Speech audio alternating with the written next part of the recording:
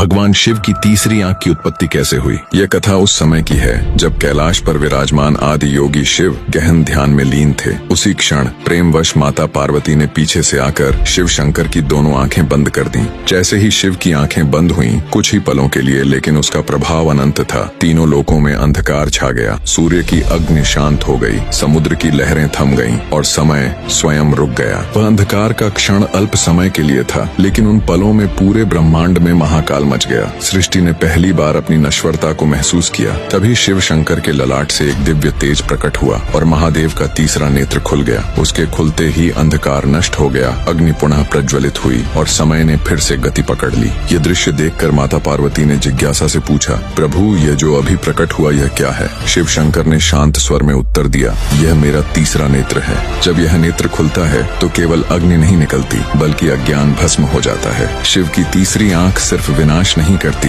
बल्कि भीतर के अंधकार को जलाती है। जब संसार में पाप, अहंकार और वासना अपनी चरम सीमा पर पहुंच जाते हैं, तब यही नेत्र खुलता है। यह बुराई को जला देता है और सच्चे ज्ञान का प्रकाश फैलाता है। शिव का तीसरा नेत्र खुलता है तो पुराना मिटता है और नया सत्य जन्म लेता है। इसलिए शिव केवल संहारक नहीं, बल्कि संतुलन के रक्षक कहलाते हैं। कहा जाता है, शिव केवल कैलाश में नहीं रहते, बल्कि हर उस हृदय में निवास करते हैं जहाँ अहंकार को मिटाने का साहस हो। यदि आपको भी लगता है कि अंधकार को मिटाने वाला कोई न कोई शिव हम सबके भीतर है, तो कमेंट में लिखिए, हर हर महादेव।